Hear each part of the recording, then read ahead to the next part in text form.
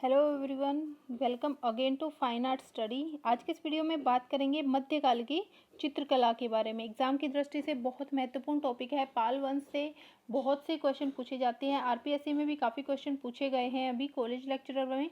तो चलिए स्टार्ट करते हैं। सबसे पहले देखिए, मध्यकाल की जो चित्रकला है उसके भाग देखते हैं। तो मध्यकाल को दो पार्ट में डिवाइड करते हैं। वो पहला तो है पूर्व मध्यकाल और दूसरा है उत्तर मध्यकाल। तो पूर्व मध्यकाल का जो टाइमिंग माना गया है वो 700 से 1000 ईस्वी। तो पूर्व मध्यकाल से संबंधित जो गुफाएं हैं वो सित्तनवासल और एलोरा की गुफाएं मानी जाती हैं। उसके बाद आता है उत्तर मध्यकाल। तो उत्तर मध्यकाल का जो टाइमिंग है वो है 1000 से 1550 ईस्वी। और जो पाल शैली, जैन शैली, अभ्रंश शैली और गुजरात शैली है, ये सब उत्तर मध्यकाल के अंतर्गत आती हैं। अब नेक्स्ट हम पढ़ेंगे पाल शैली के बारे में। तो देखिए, पाल शैली का जो टाइमिंग है वो है 7वीं से 12वीं शताब्दी। तो 730 से 1197 ईस्वी। ठीक है, ये टाइमिंग आप ध्यान रखिएगा, बहुत पूछा जाता है टाइमिंग। नेक्स्ट क्वेश्चन, नेक्स्ट जो पॉइंट है वो है कि धर्म कौन सा था। तो पाल शैली का जो धर्म था वो था बौद्ध धर्म से ये शैली संबंधित थी। नेक्स्ट है कि नामकरण इसका। तो देखिए, ये पाल शैली थी, ठीक है, बौद्ध धर्म से संबंधित थी। लेकिन जो हेलेन रूबिसो थे उन्होंने इसे बिहार शैली का नाम दिया था। याद रखिएगा, मोस्ट इम्पोर्टेंट है ये। तो जो हेलेन रूबिसो थे ये इस बार आरपीएससी में भी पूछा गया है। पाल वंश के संस्थापक की बात करते हैं तो ये थे गोपाल पाल। देखिए, क्या हुआ था कि जब स्थानेश्वर के सम्राट थे हर्ष और गौड़ के जो राजा थे शशांक, ठीक है, उनके बाद बंगाल में कोई भी शासक नहीं था। जिससे क्या हो गया था कि किसी एक व्यक्ति के हाथ में कमांड ना होने की वजह से वहाँ का जो शासन था उसकी व्यवस्था पूरी तरह से गड़बड़ हो गई थी। तो वहाँ की जनता ने क्या किया, काफ़ी मतलब विद्रोह भी हुआ कि सब अपने अपने हिसाब से चलते थे। तो फिर वहाँ की जनता ने अपने बीच में से ही एक व्यक्ति को चुनकर वहाँ का राजा बना दिया। ठीक है, तो वो इसी प्रकार जो गोपाल थे वो बंगाल के पाल वंश के प्रथम शासक बने और पाल राजवंश की वहाँ पर स्थापना हो गई। और उसके राजा बनने के बाद ही गोपाल ने बहुत ही जल्दी दक्षिणी बिहार तक अपना जो राज्य है वो स्थापित कर लिया था। तो गोपाल ने बिहार तक अपना राज्य स्थापित किया था। अब राजा गोपाल के बाद उनके पुत्र थे धर्मपाल। ठीक है, मोस्ट इम्पोर्टेंट है, इनका जरूर ध्यान रखिएगा। संस्थापक याद रखिएगा राजा गोपाल, उसके बाद उनके पुत्र थे धर्मपाल। धर्मपाल जो है वो 810 ईस्वी के लगभग ये बने थे। तो उसके बाद क्या हुआ, राजा धर्मपाल जो थे इन्होंने ये बहुत ही मतलब धार्मिक प्रवृत्ति के थे, कला के संरक्षक थे, कला को काफ़ी ये मानते थे। इन्होंने जो है वो गंगा नदी के किनारे विक्रमशिला महाविद्यालय बनवाया। कहाँ पर? भागलपुर में। मोस्ट इम्पोर्टेंट है, बहुत पूछा गया है। तो भागलपुर में गंगा नदी के किनारे विक्रमशिला महाविद्यालय इनके द्वारा बनवाया गया था। इसके साथ ही ओदांतपुरी और सोमपुरी विहारों को वारेंद्र में बनवाया था। जो उत्तरी बंगाल है वहाँ पर इन्होंने सोमपुरी विहारों और ओदांतपुरी विहारों का जो निर्माण है वो करवाया था। उसके बाद देखिए, उनके बाद धर्मपाल को पाल शैली का संस्थापक माना जाता है। इस डिफरेंस को ध्यान रखिएगा कि पाल वंश के संस्थापक पूछा जाए तो गोपाल, और पाल शैली का जो संस्थापक पूछा जाए तो वो आएगा धर्मपाल। उसके बाद देखिए, राजा गोपाल, ठीक है, राजा गोपाल के बाद धर्मपाल के बाद देवपाल इनके पुत्र थे। और ये भी इनकी भी जो चित्रकला है, वास्तुकला है, मूर्तिकला है, इनमें बहुत ज़्यादा रुचि थी। तो इसीलिए इन्होंने जो है अपनी सीमा का विस्तार किया काफ़ी। और जो है सारनाथ, कुर्कीहारा, नालंदा, गया, ये जो स्थान है, इन स्थानों पर उन्होंने मूर्तियाँ और उकेरियाँ बनवाई थी, क्योंकि इनको जो कला से बहुत ही लगाव था। इसी वजह से इन्होंने अनेक मूर्तियों को और इनका निर्माण करवाया था। अब देवपाल के बाद आते हैं इनके पुत्र नारायण पाल। नारायण पाल जो थे ये भी काफ़ी प्रतिभाशाली थे। और इनके टाइम में, ठीक है, सॉरी, हाँ, ओके, जो नारायण पाल हैं इनके बाद इन्होंने राज किया। उसके बाद इनके पुत्र थे महीपाल। ठीक है, महीपाल के टाइम में सबसे मेन क्या हुआ था, इन्होंने पाल पोथियों का निर्माण करवाया था, जो कि बौद्ध धर्म में बहुत महत्वपूर्ण है। इसके अलावा भी इन्होंने चैत्य, मूलगंध कुटी और धर्मराजी का जो स्तूप है वो बनवाए थे। मोस्ट इम्पोर्टेंट है धर्मराजी का स्तूप, ध्यान रखिएगा इसको। उसके बाद देखिए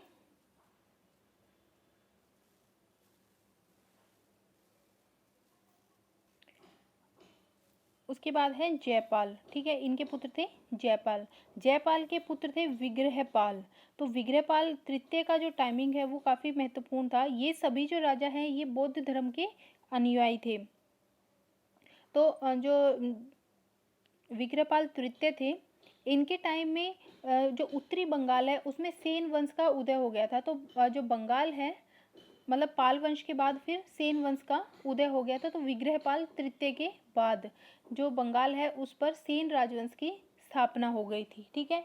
बात करते हैं पाल शैली के प्रमुख केंद्रों के बारे में। मोस्ट इम्पोर्टेंट है ये, आरपीएससी में पूछा गया है। नेपाल, बंगाल, बिहार, ठीक है। तो यहाँ पर ये पाल शैली के प्रमुख केंद्र थे। उसके बाद है पाल शैली के प्रसिद्ध चित्रकार धीमान और वित्तपाल। हर एग्जाम में पूछा जाता है ये क्वेश्चन। धीमान और वित्तपाल जो है पाल शैली के कलाकार थे। उसके बाद बात करते हैं पाल शैली के चित्रों की। तो पाल शैली के जो चित्र हैं वो पोथियों पर प्राप्त होते हैं। ये जो पोथियां हैं ये तालपत्र पर या ताड़पत्र पर लिखी गई हैं, जो कि लगभग 2 इंच लंबे और 2.5 इंच चौड़े होते थे, ठीक है। और सबसे मेन पॉइंट ये ध्यान रखिएगा कि इन पोथियों को ढकने के लिए जो कवर लगाए जाते थे, या दोनों ओर इन मतलब पोथियों को कवर करने के लिए जो दोनों ओर जो पटरे लगाए जाते थे उन्हें दफ्ती या फिर कास्ट पट कहा जाता था, ठीक है। ये रिपीटेड है, पूछा जा चुका है पहले कि जो भी पोथियां बनाई जाती थी उनको कवर करने के लिए उनके दोनों तरफ पटरे लगाए जाते थे, जिन्हें दफ्ती या फिर कास्ट पट कहा जाता था। अब बात आती है कि ये जो चित्र थे इनकी शैली कौन सी थी। तो ये देवनागरी शैली में लिखे जाते थे, और इनकी जो पृष्ठभूमि है, जो इनका बेस रहता था वो सफ़ेद रहता था, ठीक है। और इनका बेस तो सफ़ेद रहता था, इसके साथ ही इन पे जो कलर का उपयोग किया जाता था वो होता था कि जिनमें रेड, येलो, ब्लू और वाइट और ब्लैक, ठीक है। तो ये सब कलर इनमें यूज़ किए जाते थे, और इनके साथ ही इनके मिश्रण से जैसे कि पिंक, बैंगनी, ठीक है, इन रंगों का भी इसमें प्रयोग किया जाता था। और साथ ही एक बात ध्यान रखिएगा कि पटरों पर जो चित्र बनाए जाते थे, ठीक है, जो पटरियाँ पर चित्र बनाए जाते थे इनकी सुरक्षा के लिए इन पर लाख का प्रयोग किया जाता था, ठीक है, जिससे कि ये चित्र खराब ना हो। तो ये पॉइंट ध्यान रखिएगा, इन पर लाख का प्रयोग किया जाता था इन चित्रों को खराब होने से बचाने के लिए। पाल शैली के प्रमुख ग्रंथ या फिर यूँ कहे कि बौद्ध ग्रंथ कौन कौन से हैं। तो पंचशिखा, साधनमाला, महायान, बौद्ध पोथियाँ, प्रज्ञापारमिता, करणदेव गुहा और गंध व्यू। क्वेश्चन डायरेक्ट आएगा, नाम दे दिया जाता है, जैसे कि पंचशिखा जो है वो किस शैली से संबंधित है या फिर किस धर्म से संबंधित है, ठीक है। तो पाल शैली से संबंधित है या फिर बौद्ध धर्म से संबंधित है। तो इनके जो रंग है पोथियों के पृष्ठ के बीच में नीला, सफ़ेद, काला, पीला और मूल रंगों के मिश्रण का प्रयोग यहाँ पर किया जाता था। और साथ ही इसमें एक बात और पॉइंट है कि यहाँ पर सोने का प्रयोग नहीं हुआ, ठीक है। सोना जो गोल्डन कलर है उसका प्रयोग, सोने के रंग का प्रयोग यहाँ पर नहीं किया गया। इसके बाद इसके कुछ प्रमुख प्रश्नोत्तर देख लेते हैं जो इनसे बनते हैं क्वेश्चन इनके अलावा। तो देखिए,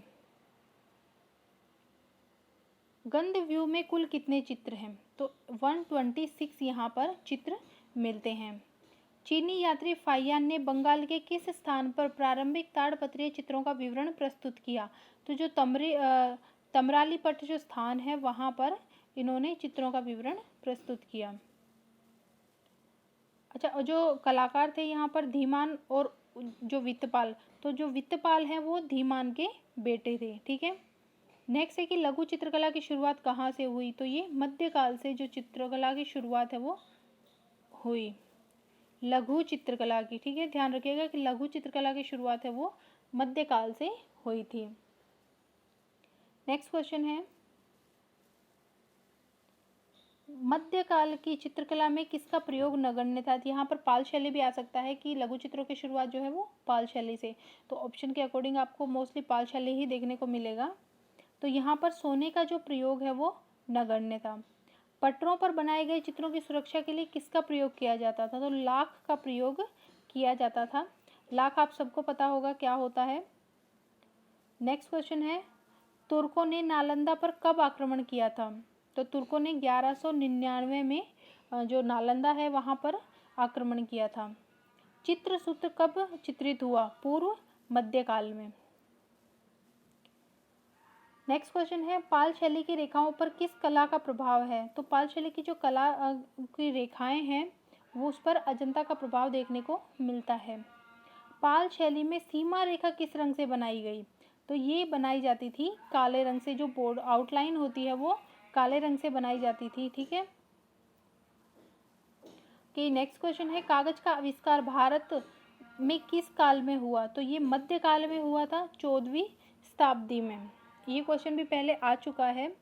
पाल शैली में कितने चश्म चेहरों की अधिकता है? तो ये 1.25 चश्म चेहरे यहाँ पर बनाए जाते थे। नेक्स्ट है,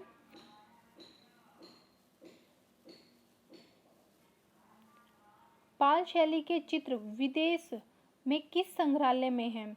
तो ये बोस्टन संग्रहालय में है जो कि लंदन में स्थित है। नेक्स्ट है, बोध गया में महाबोधि मंदिर का निर्माण किसने करवाया था? तो ये करवाया था देवपाल ने। कल्पतरु के समान कौन से शासक माने जाते थे? कल्पतरु के समान कौन से शासक माने जाते थे? तो जो राजा धर्मपाल थे उनको कल्पतरु के समान माना जाता था। उसके बाद नेक्स्ट है, राजा महिपाल का शासन समय क्या था?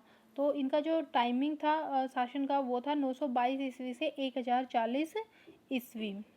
ठीक है, और पाल शैली के बारे में सबसे मेन जो बात है कि इसे सब लोग अपने अपने हिसाब से अलग अलग नाम देते हैं। किसी ने इसे पूर्वी शैली कहा, ठीक है, किसी ने बिहार शैली कहा, लेकिन फिर लास्ट में जो इसका नाम है वो बिहार शैली, ठीक है, याद रखिएगा, बिहार शैली और पूर्वी शैली, जैन शैली, तो ये सब इसी के नाम हैं। तो लास्ट में फिर इसको पाल शैली ही इसका नाम हुआ। तो ये था हमारा पाल शैली का जो भी टॉपिक है वो बिल्कुल कंप्लीट होता है। आई होप कि आपको वीडियो पसंद आया होगा। अपने दोस्तों के साथ शेयर करना बिल्कुल ना भूलें। चैनल को अगर सब्सक्राइब नहीं किया है तो सब्सक्राइब ज़रूर कर दें। Thank you.